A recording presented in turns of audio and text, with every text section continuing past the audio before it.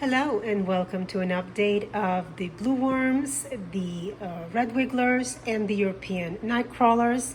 Let's start the update with our blue worms, or Pyrionyx. And you can see that I'm in the process of doing my horizontal migration. So these guys have worked over the material and it's looking really nice and rich. And we are just trying to bait them out from the finished casting side, which is here, to the feeding side, which is here. And for the most part, very nice. For the most part, I would say that they do a good job. These guys and the red wigglers are absolutely wonderful when it comes to migrating. I'm feeding on this side. You can see there's quite a lot of them. They've reproduced beautifully. And there's another really great worm ball, solid worm ball. Wiggly, wiggly, waggly.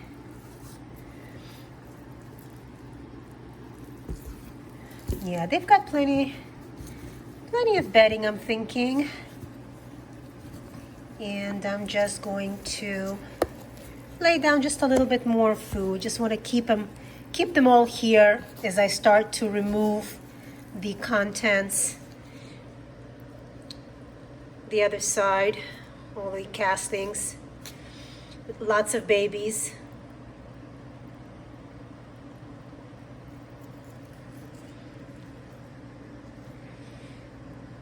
So I'm gonna I'm gonna have to get these guys off my gloves.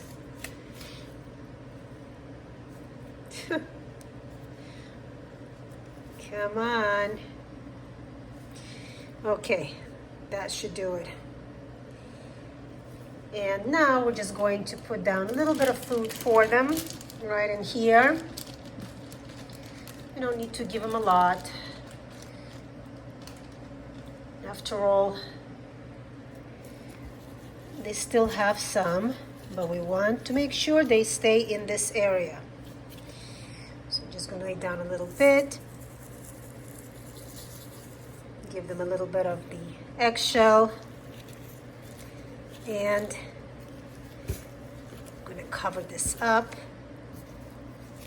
Bury all this back in there. Yeah, so this looks good. They're doing a really, really great job migrating. And I'm thinking pretty soon I will start removing the castings. Now there are some worms still left in here, but you can see how few compared to the other side. So this system works absolutely beautifully. This is my favorite way of doing harvesting. And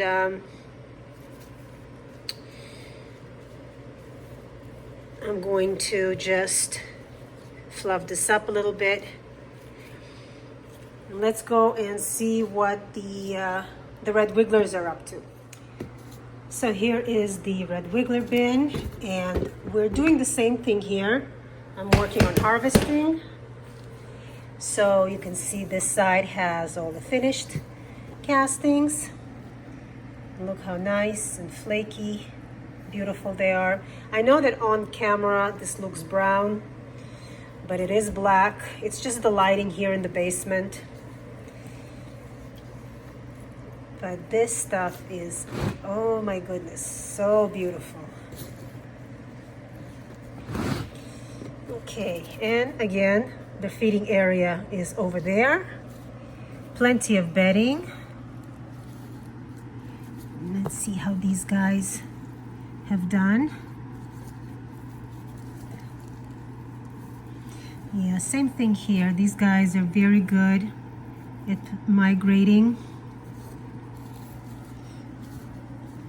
Lots and lots of babies.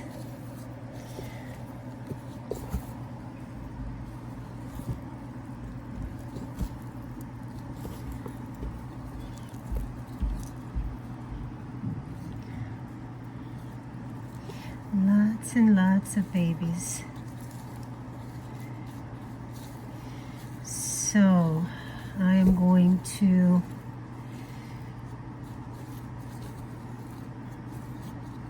feed these guys up a little bit, just a little bit.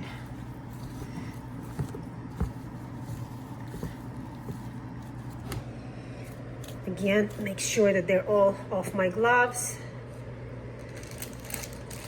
And give them their portion.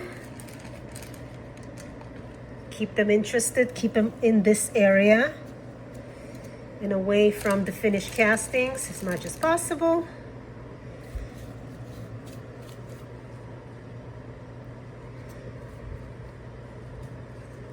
So that I can go ahead and harvest when I'm ready. Now I can harvest pretty much any time from now on. It has nothing to do with the worms. The worms have migrated. It's just me, you know, whether I have the time to go ahead and start doing that. So when the castings look like this, and the worms have migrated to this point, I can easily do the harvesting. So, okay, these guys are also fed.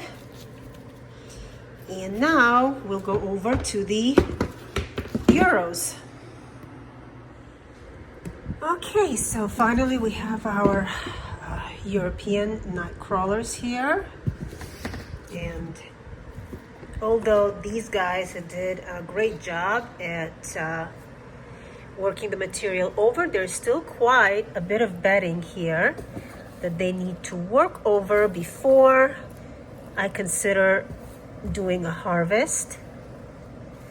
But I'm going to fluff the material up.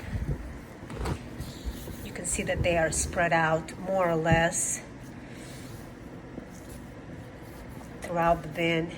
But this is where we were feeding, so there should be a lot more of them in this area. Yeah.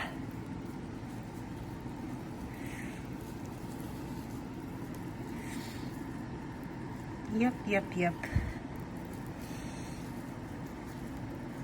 And they're in this area.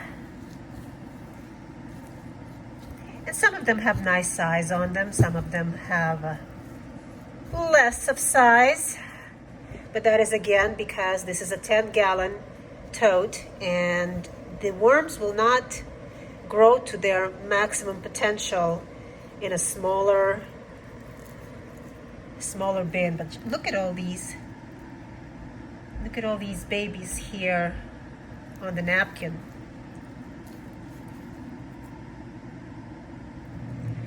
Little nursery. Okay, well, we'll give you guys food.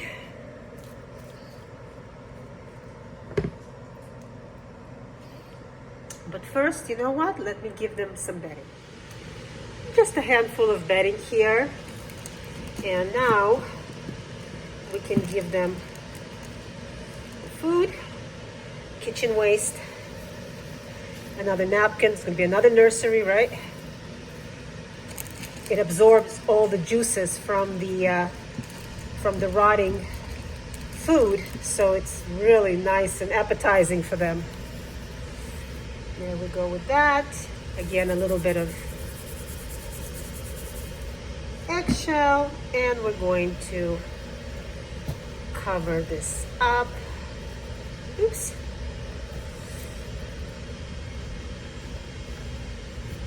Mark this. So these guys are doing great. I'm not going to worry about harvesting this, not yet. But you can see that they are doing a good job at working over the material, and we probably will look at harvesting fairly soon. Now, I also wanted to show you, if you recall, one of the bins, this is my 30-gallon, that I was working on harvesting, and I did harvest it. So all of this was full of castings. And I was feeding in this area right here. Little by little, of course, I removed the castings, and the worms are left right here. These are all red wigglers, and this is one of the bins that I divided and put some of the worms into my breeder bin, although I don't breed the worms, but that's what it's called. It's a vermibag breeder.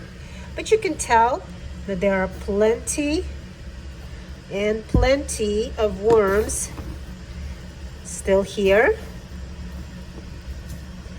And even this material is already looking so well worked over, right? Yeah, just look at them all here. Yeah, these are red wigglers. These are the worms that I originally started with the 1001 cocoons sent to me by Emily, the crazy worm lady. And now these guys have just multiplied, beautifully grown for me. I divided the bins. And what I'm going to do now is just fill this whole area back up with new bedding and continue feeding them until the next harvest. So just wanted to give you a quick peek at the harvested bin. So thanks for joining me, and we'll see you next time.